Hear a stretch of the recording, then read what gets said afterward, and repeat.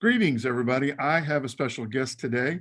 This is a good friend of mine, Dr. Andrew, and he is in the great state of Texas, so due south of us in Houston, Texas. Um, and I've asked Andrew or Drew to talk about client-centered care as a component of trauma informed. We're not going to talk a lot about trauma informed, but as a component. When when Drew was doing his dissertation work, he had looked at how traditional models of substance abuse treatment frequently failed because it was very paternalistic, telling people what to do rather than bringing them to the table and engaging them in client-centered approach. But I'm going to let Drew introduce himself and kind of what he's doing now down there in the big state of Texas. And then hopefully this will be a really great dialogue. Yeah, thanks so much, Gray. So yes, I'm from Texas, and anybody from Texas appreciates the kind of introduction that you gave, right? Uh, Not a bastion of progressive thought often in Texas, but we're proud of what we got. So my background, I've been a clinician since 1991, and I sort of came up through the ranks. I was a psych tech, I think, or as people might call it, client advocate early on, and did my master's work at University of Houston, and then wound up being a private practice psychotherapist. I also designed and developed treatment programs, and my specialty pretty much through my whole clinical life has been substance use disorder treatment. And so this is a population historically where the mindset, particularly in a 12-step oriented or heavily 12-step recovery based program, was very much you tell people what to do. And there's a whole lot of messaging around that. And one thing, if you come out of those models, they become very self-reinforcing. We do what we do because this is what we do. And there's something at every level, whether it's at the psych tech level or the higher levels in the organization, where it's very empowering being the authority. And when you see clients who are struggling and you believe you have the answer, uh, there's a natural sort of unconscious tendency to want to impose it on them. Unfortunately, if you look at, particularly in my specialty, uh, we haven't been particularly successful on the results. And so coming up with a better way to not to throw the entire clinical model out the window, but perhaps find a way to deliver it that's more effective and more engaging for clients. So that really has been a lot of my focus, my doctoral work plus my professional work. So client-centered, which is, I think, sort of a smaller passion or interest of mine. I have recently reread some Carl Rogers back from the late 50s. And Mm. Carl Rogers talks about how people have an innate ability to move forward. It's sort of in our wiring, and that um, meeting them at their level of functioning, not working harder than them, and respecting the fact that they may make the wrong turn down the path, that whole self determination. So when we think about those three things, which, by the way, for the listener, Carl Rogers was very much driven by Maslow and the Maslow's hierarchy of needs. So I always find it interesting when one theorist is inspired by another theorist, and they take that theory and connect it to their practice. So when we think of those three things, right, meeting clients at their level, not working harder than them, respecting their ability to make choices. How does that connect for you, Drew, in regards to client centered? Yeah, I think the meeting them at their level is really, it gets you out of pushing somebody down a therapeutic model at your pace. And I think the first part of engagement, especially from a Rogerian approach, is understanding where the client is and where they're coming from and how they view the world, which also includes the identified issue. Um, Now, what's interesting about that is you're doing a lot of listening and active engagement, but you're also doing a lot of uh, what we would call building a therapeutic alliance, right? So uh, true Rogerian therapists are kind of amazing. If you ever have watched a demo of one, I don't know very many people that are 100% devoted to that in a therapy practice, but I think when you look at what they're trying to do, right? Um, the second part, and I think this is key, client-centered therapy is not the the professional or the practitioner sits there passively. You are setting limits or boundaries, and a great personal boundary or personal limit is if you're working harder than the client, there's something wrong with the relationship here. That indeed you're trying to engage, you're trying to support, you're trying to inform, but really you're putting it back on the client to be the one who moves it forward to a degree, and it's allowing them that third pillar you're talking about, where it's let them kind of be where they are. um, it can be very well meaning but misguided if you come in and you want it more than your client. A little bit of a psychodynamic view, but if your countertransference is you're trying to save this person, that's in my mind no more healthy for a therapeutic engagement than if your countertransference is detachment, meaning you really aren't invested in the success of this client. And so what happens is it hijacks the process, and it's something that you can't follow a client around, even in a clinical environment that's very tightly controlled, and manage every aspect of their care. So in other words, the time when you're engaged with that person, it's important. But then really where the rubber meets the road is when the client goes off and starts applying these things, whether it's in a clinical milieu or in their life. And so the idea that they can make some mistakes, you're there to support, you're there to inform, you're there to engage. I can't remember the exact study. You may know it specifically, but I do remember reading at some point academically that a client believing in the care provider and the relationship of the care provider actually matters way more in terms of outcome than the type of therapeutic model you're using. And that's a really powerful statement.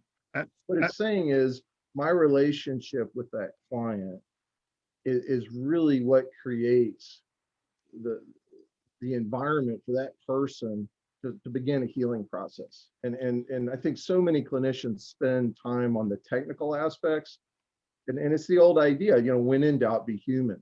And of course, within the boundaries of a professional relationship.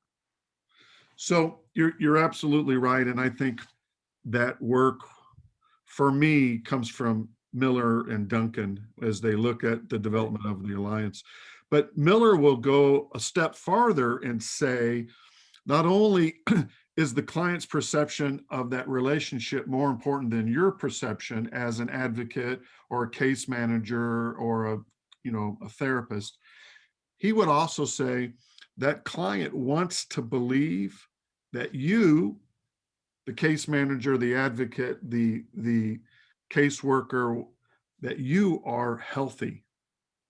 And if we are hijacking the process by telling clients what to do, are we healthy at that point? Because we would make the argument our boundaries with the clients are skewed.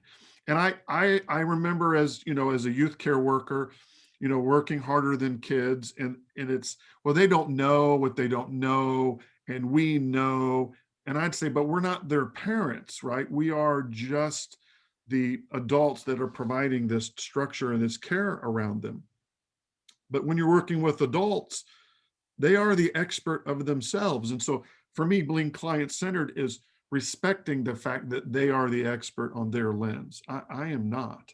So, but I will set them up to fail if I'm enabling them, if I'm not respecting their right to make a wrong choice. I mean, great points. And I also think it's important, my population, and I'm sure the population you're working in as well, there's a ton of shame and guilt. What I found is people with addictive disorders, anything anybody has told them, parents, society, what have you, they've told themselves that 100. And oddly enough, unconscious as it is, what you're really trying to do is lift that person up and get them to believe that they're worth, in this case, getting into recovery or saving or getting having good things happen in their life. And I know that sounds kind of simplistic, but when you're dealing with something that's stigmatized, shame based, the more that you disempower that person, or the more you come in as a professional person and build the walls, and it can be overt or subtle. I mean, it's interesting just kind of looking at our Zoom room. Look at how our names are represented, right? Um, if I come in as Dr. Andrew Kriger and I'm keeping that sort of overt formality, and I'm an authority and I'm an expert, they might believe that, but they also might tune that out. There's that's great for, what you're doing, or you're a professional. That's really not great for emotional engagement if you come in that with that kind of stance. So it's interesting when I'm working with clients. I certainly am professional, but less formal. But more importantly, I'm really trying to dial into where they are and their own narrative, and part of that is to help them reframe it with engagement and compassion, right? So let's go back. I want to throw out a hypothesis for you. Let's go back to the guilt and shame. We have a resident, someone fleeing, violence, domestic violence. They may have a child with them, and that guilt and that shame. If we are working with them from a paternalistic viewpoint, and their view of the world is that I'm not really even capable of making my own choices, and then we do not engage them at their level, but in fact we are the expert, are we not reinforcing that shame and guilt they already feel? Are we not just reinforcing their negative lens on the You world? just you just you just nailed it. What you're really doing is creating a reenactment. The more you disempower that client, whether it's through formality or directive interventions, you really are just recreating the dynamic. In a lot of ways, it's trying to encourage that person to take their power back. And it sounds small, but giving that person some power in the relationship, particularly self-determination. And again, it's not to throw all boundaries away. There are boundaries within a system. There are clinical boundaries. There's a framework which you're operating from therapeutically. But out within those things, it's giving that person or encouraging that person. And I'm sure you have found this. I find often that a client will try to put you in a position of authority because they are used to not being empowered. And you can reject that in an engaging sort of way. Right, moving alongside them instead of um, dragging them forward. Yeah. Yeah, and if you do, I do a fair amount of direct practice currently, and you'll often see a patient, or that's more of a systemic term, a client say, well, I'm looking for you to tell me what to do. You're the authority, right? So I'm bringing this to you so then you can tell me what to do. You know. I Um, I was working with a couple. This is probably back in 2010. They had um, some struggles as a couple. They were a sort of a dual family. They had some birth kids. They had some adopted kids. They had an adoption disruption, and I would start the session after some chit chat. I'd say, what are we going to work on today? And about 4 sessions in, and I'm trying to gauge some outcome, I'm using the ORS and the SRS, my session rating scores are really low.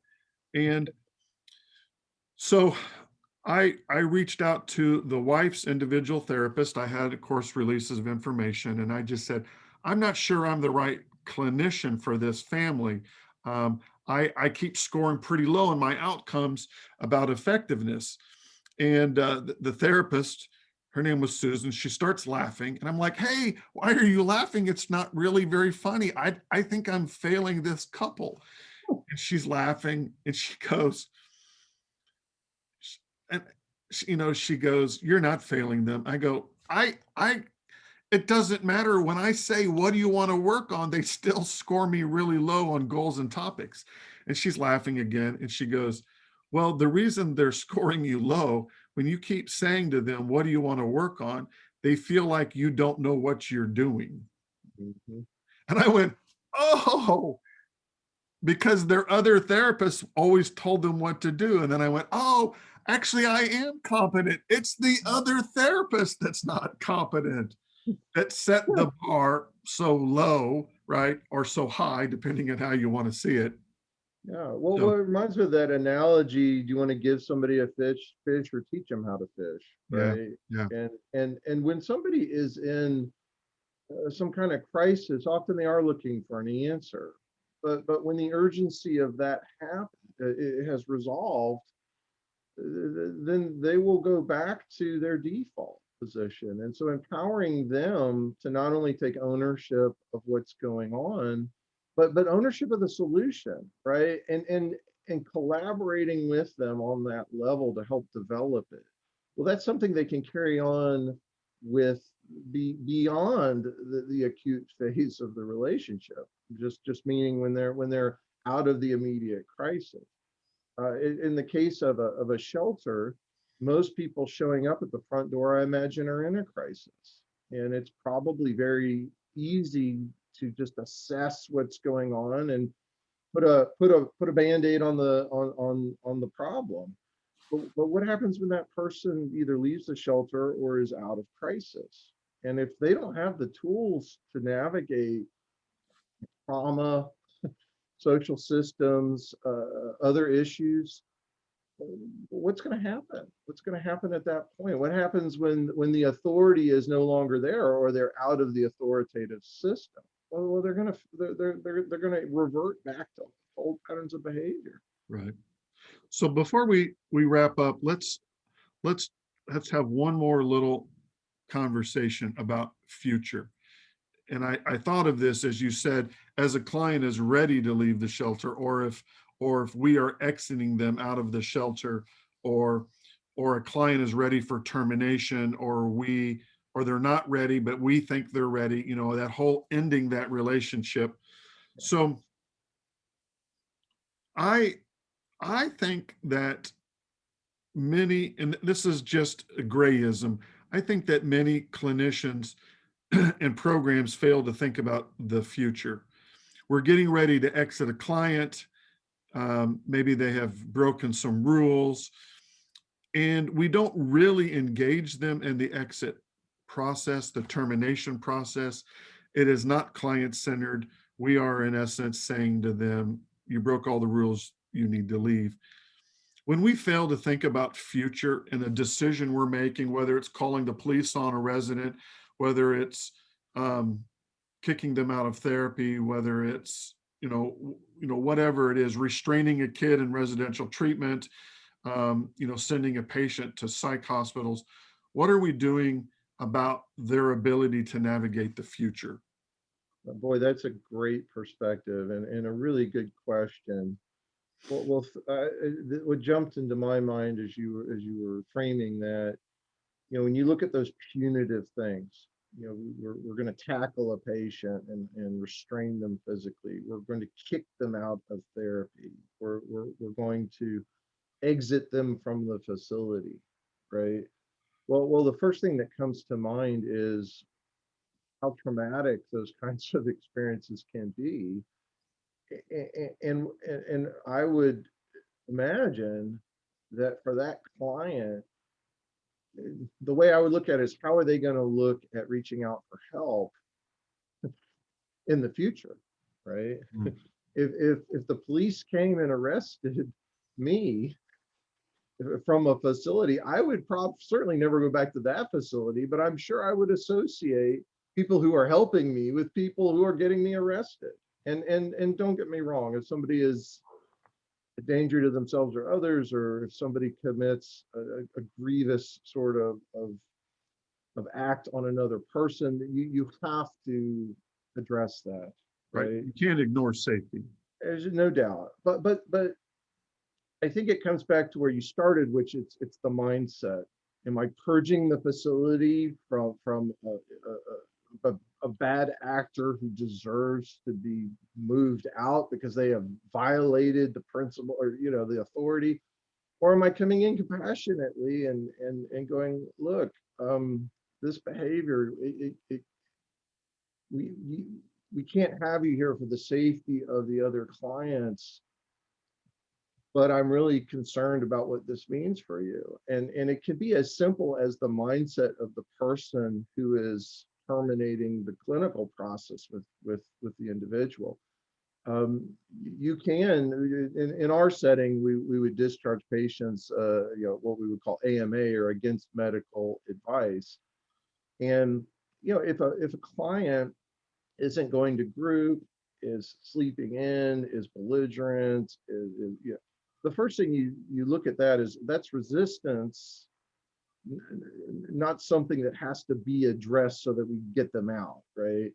The second is, even if you are discharging a person under those terms, you can sit down and really genuinely couch it as, I'm concerned for you. We can't have you here in the system.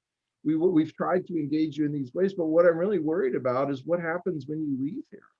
Right. And just having that kind of compassionate interaction can be all the difference. I Substance use disorder is a chronic condition. And so whenever you have a client on an engagement, it's usually during the acute phase of that. But the game is won or lost with what happens after the clinical engagement, at least in my world. And I think that is a really, really, really important perspective. You look at that do no harm mandate, which any helping profession has on some level, Right. very, very literally, right? Well, if nothing else, even if you're exiting a client from the facility or from treatment or what have you, keeping that do no harm in mind, how do you leave the door open in the future? It's How, very easy to say, if you're willing to do these things, we would love to work with you. We just can't until you are willing to do that.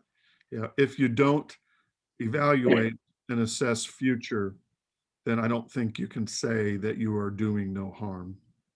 So, No doubt. And last thought on this, Gray. Don't you generally know when somebody cares about you or doesn't care about you? And that's really what Rogers was saying. He was saying you have to have this unconditional positive regard for people. And he was adamant that it had to be genuine. It had to be genuine. genuine, that's right. And I adhere to this. I don't believe I can fake empathy or compassion. I just can't. And you can't either. No one really can. There's a gut level that tells a person whether you care or not. And if you don't, it doesn't matter what the formula is. If you do, it's hard to screw that up, honestly, beyond the boundary of overextending yourself. All right. Well, thank you so much. Don't hang up. I'm going to stop recording. My And my my privilege. Thank you. I hope everybody appreciates really some great, a great discussion. And for those listening, unconditional positive regard, that is the core foundation of being client-centered, being real, being genuine, which means we have to then do all the other high points. We have to tick off cultural awareness. We have to think about loss. We have to think about what's happened to them. All of those pieces connect back to unconditional positive regard. So, all right, Andrew, stay on. I'm going to turn off the recording, and thank you so much.